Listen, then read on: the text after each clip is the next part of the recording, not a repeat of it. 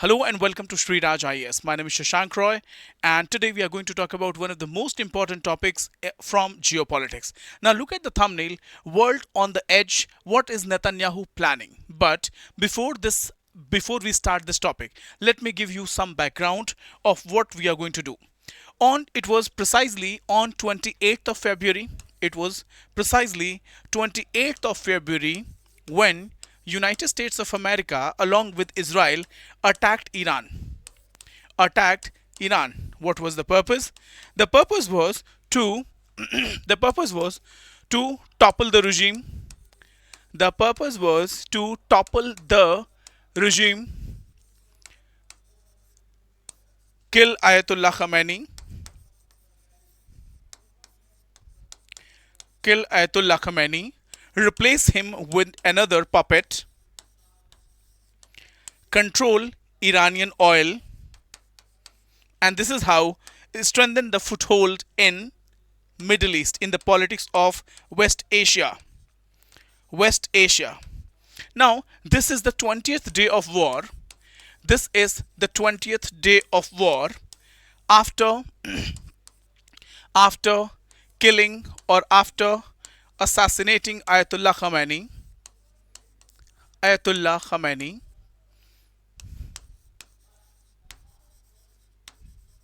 And 40 commanders, 40 commanders, United States of America thought that that Iran will halt.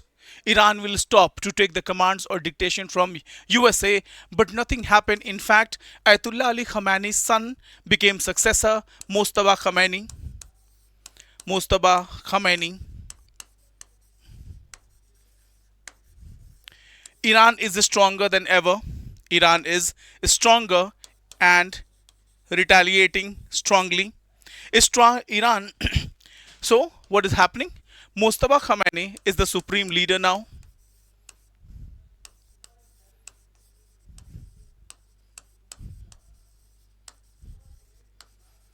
Is the new leader now. Iran is stronger than ever. People are united in the name of Iran and the name of supreme leader. Now, Iran is launching more offense, attacking military bases of USA, attacking military bases in Middle East. Iran has stopped Hormuz and attacking US allies in Middle East. The more damage is being done to Iran, the more damage Iran is incurring on US allies. Though this Iran USA warfare is a classic example of asymmetric warfare. Asymmetric warfare. Why asymmetric? Because USA is world superpower and Israel is known for its military capability. But this war is costing USA more than it has ever expected. Now, every day USA is spending in the next 20 days, USA has spent around more than $18 billion in this war. NATO says that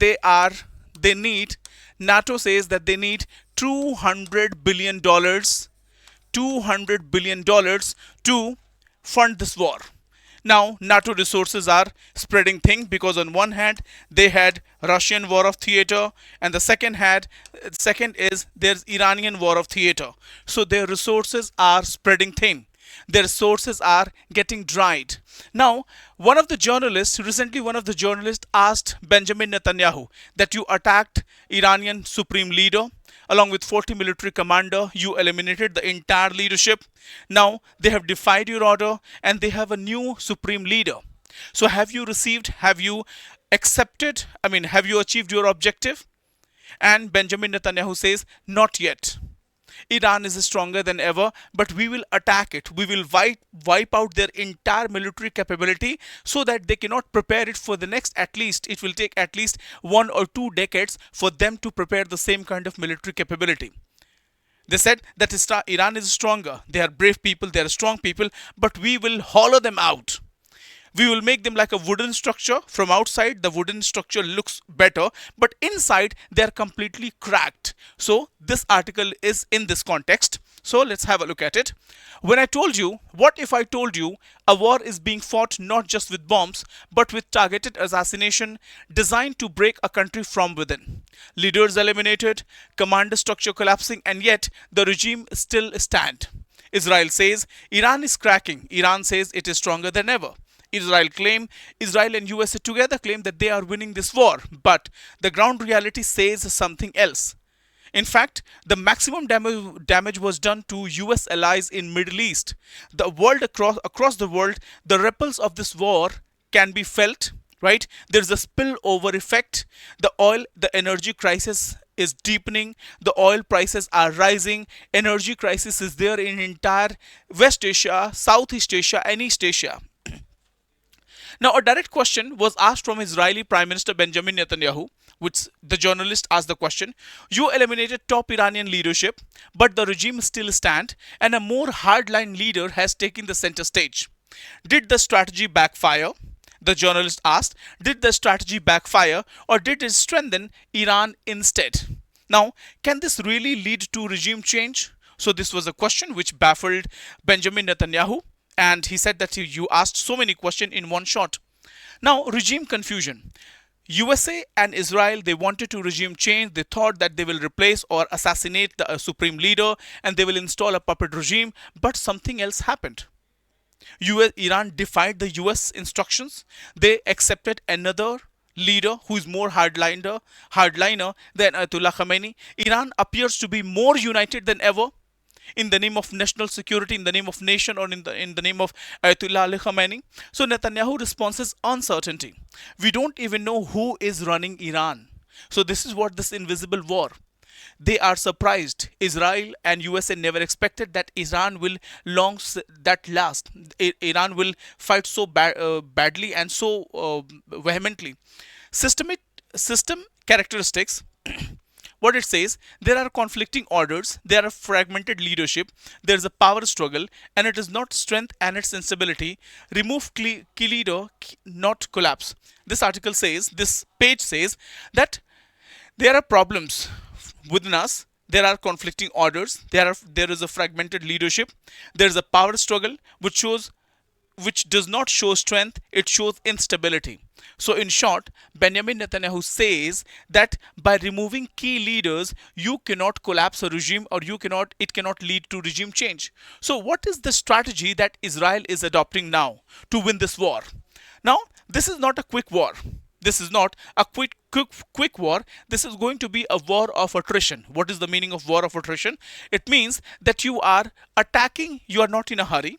You don't want to end your enemy in one shot. You attack them, you exhaust them, you destroy their weapon, you destroy their morale, you destroy their men and material, you destroy all the infrastructure one by one in a so slow progression, so that you do not kill your enemy in one slot or one attack or one shot. You drain them out of energy and courage and resources. This is what war of attrition, and this is what Israel is planning. What Israel says, that it is a slow internal breakdown strategy. Now, earlier we were attacking the outer structure. Now we are attacking the internal structure of Iran. How is that? A hollowed out, rotten structure. They may appear stronger outside, but they will become weak inside. This is what Israel says, and Israel says the objective is to create fear, trigger division, and break confidence so that they do not attack us for the next, at least for a decade. Now, what is targeting capability? How Israel is targeting capability? They are not going for traditional warfare. They are trying to destroy their capability so that they do not rise again in future. What they are doing? Earlier they were attacking cities, now they are attacking infrastructure. Earlier they were killing soldiers, now they are attacking systems. Earlier, and the outcome is the enemy can survive, but they will have weaker. The enemy will live, the enemy will breathe, the country will remain intact, but from inside they will be weaker, and they will not have any system or capacity to attack or retaliate in future. Now, regime change question. The journalist asked the question that have you got the objective done? Have you succeeded in your objective? Now, the regime change is not a guarantee. Regime change depends on public uprising, internal fractures, and external pressure.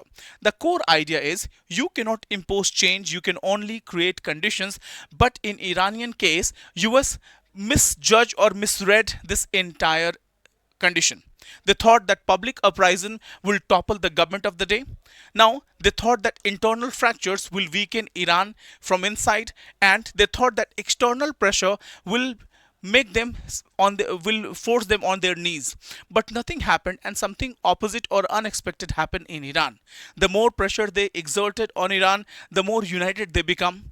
The moment they toppled their supreme leader, another leader took the lead and people got united, right? So the US factor, what US is saying, war is not isolated. There is a strong US Israel coordination in this war, which says Israel is in taking care of tactical execution, USA is giving a strategic backing, and the final decision is taken by the United States of America. So the summary of this article is that they are not attacking they are attacking capabilities now, they are attacking systems now, they are attacking infrastructure now. They are not trying to break the regime from the outside. They want to hollow the entire regime structure from inside, so that they do not think about retaliation for the next decade. Now, the bigger picture is, what do we see? Now, assassination leads to instability, strike leads to capability loss, and fear is psychological pressure. This is not war. This is a system engineering. This is a system engineering. So apart from an invisible war, this war is also going to be a psychological war. How? Assassination has not toppled the government, but it has brought the instability or the leadership crisis. Strikes has not led to the entire overall collapse of the regime, but it has lost the capability loss. Now, fear, there is a psychological pressure to control the regime, safeguard the regime. Once you come under psychological pressure, you might take a wrong decision, right? Now, final frame, Israel is not trying to destroy an Iran overnight. It is trying to reshape it from within, and when regime cracks, they don't always fall. They crumble down, and this is what this article is all about. So let me give you an idea. What is war of attrition? I already explained in one of my video. War of attrition means war of attrition. Correct me if I misspelling, if my spelling is wrong. So in war of attrition, you do not destroy your enemy. You do not destroy your enemy in one shot, right? You weaken your enemy. You weaken your enemy. You weaken your enemy. You break the confidence. You break the morale. You drain the resources. You exhaust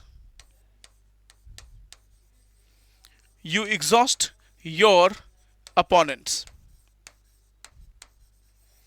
So this is what war of attrition is all about. In war of attrition, the time is longer. It will take a longer time for your enemy to be destroyed, but you will take out its energy, resources, and everything. Your enemy will not die, but they will not be in a capacity to think about attacking you in future. So this is what in this topic we've covered in this topic. We'll get back to you with a new topic. Tab tak ke liye, thank you so much. Jai Hind, Jai Bharat.